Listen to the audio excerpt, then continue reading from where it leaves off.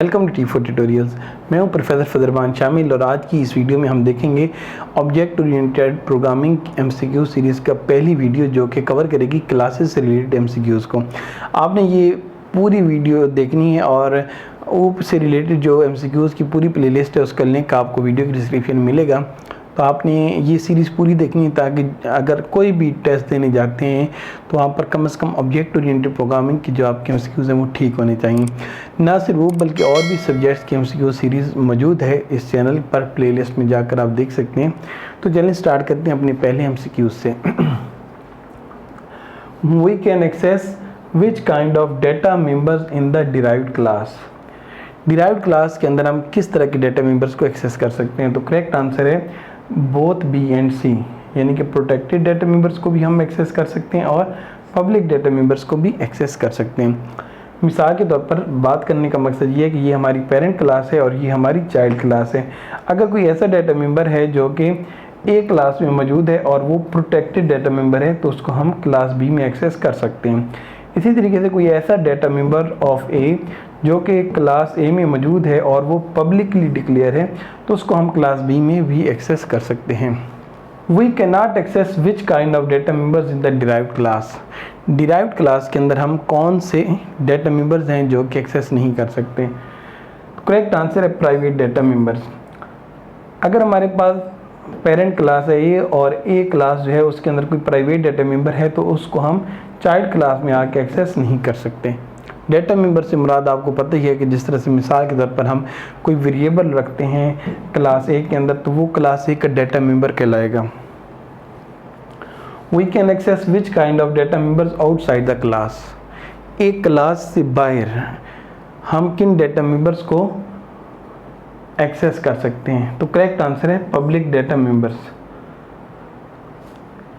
मिसाल के तौर पर ये हमारे पास एक क्लास ए है और ये क्लास बी तो चलें माना कि उसकी चाइल्ड क्लास है और एक क्लास सी भी है जो कि क्लास ए की चाइल्ड नहीं है। अच्छा, अब यहाँ पर क्या होगा कि अगर क्लास ए के कोई पब्लिक डेटा मेंबर्स हैं तो वो चाइल्ड भी एक्सेस कर पाएगा और कोई ऐसी क्लास जो कि चाइल्ड नहीं है वो भी इस ए क्लास के डेटा मेंबर्स को एक्सेस कर पाएगी। We can not access which kind of data members outside the class. वो कौन से डेटा मेंबर्स हैं जो हम आउटसाइड द क्लास एक्सेस नहीं कर सकते? तो करेक्ट आंसर है A and B, private data members और प्रोटेक्टेड डेटा मेंबर्स। ये तमाम जो एमसीक्यूज़ मैंने अभी आपको कराए हैं इन तमाम एमसीक्यूज़ को अगर आपने याद करना है तो आप ये टेबल जो आपको नज़र आ रहा है इस टेबल को आपने याद कर लेना है क्योंकि इस टेबल में से ज़्यादातर एमसीक्यूज़ पूछ लिए जाते हैं। वीडियो के डिस्क्रिप्शन में मैं ट्यूटोरियल का लिंक भी डालूंगा जहाँ पर जाकर इन एमसीक्यूज़ को आप टेक्सचुअल फॉर्म में वेबसाइट पर पढ़ पाएंगे तो वहाँ पर ये टेबल भी आपको मिल जाएगा। Which of the following is the correct syntax to declare a class? एक क्लास को अगर हम एक प्रोग्राम के अंदर डिक्लेयर कर रहे हैं तो उसका सिंटेक्स क्या होगा? तो करेक्ट आंसर है बी। जब हम एक क्लास को डिक्लेयर करते हैं तो सबसे पहले हम क्लास का कीवर्ड लगाते हैं, फिर हम उस क्लास का नाम लिखते हैं, फिर हम उस क्लास को स्टार्ट करते हैं और फिर हम उस क्लास को क्लोज करते हैं। तो करेक्ट आंसर है B. Which of the following is the correct syntax to declare data members in a class?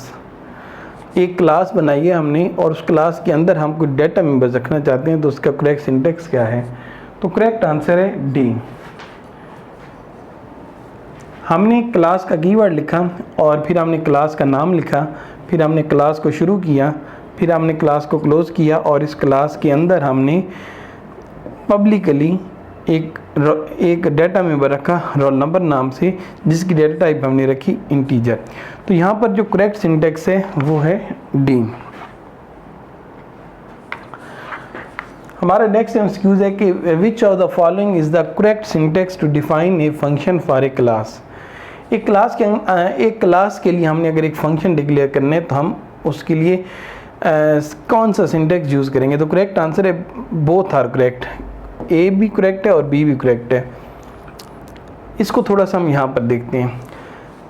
Function definition हम इनसाइड द क्लास भी कर सकते हैं। जो ऑप्शन ए के अंदर हमें दिखाया गया है वो है function definition inside the class.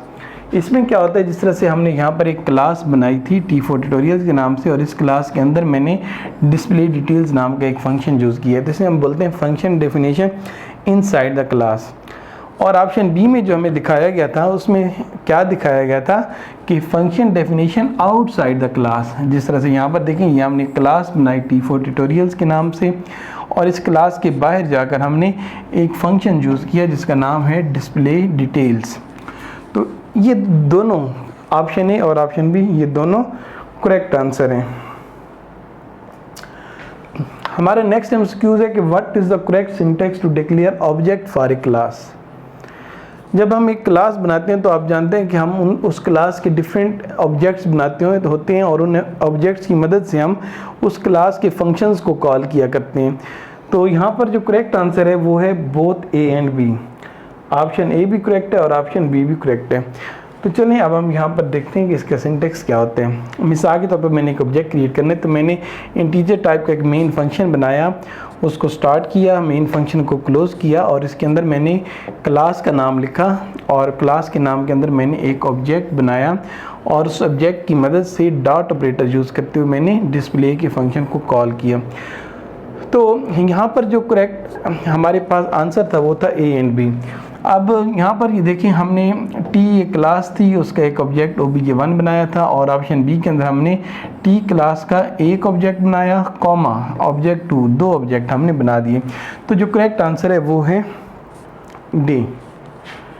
तो ये थे हमारे क्लास और ऑब्जेक्ट से रिलेटेड एमसीक्यूज जो कि इस वीडियो में हमने देखे। इससे नेक्स्ट वीडियो में मैं आपको क्लासेस के दरमियान जो इनहेरिटेंस एग्जिस्ट करती है उससे रिलेटेड एमसीक्यूज समझाऊंगा, तो आपने वो वीडियो भी पूरी देखनी है।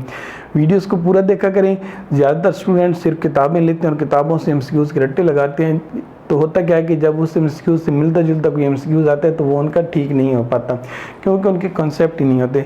तो आपने ये वीडियोस पूरी देखनी है, आपको यकीनन इंशाअल्लाह फ़ायदा होगा। आपने ये वीडियोस देखनी है और एक एक एमसीक्यूज को समझ के करना है। फिर हो ही नहीं सकता कि आपका कोई टेस्ट होगा जो कि फ़ेल होगा। इंशाअल्लाह आपका टेस्ट पास होगा। शुक्रिया, खुदा हाफिज़।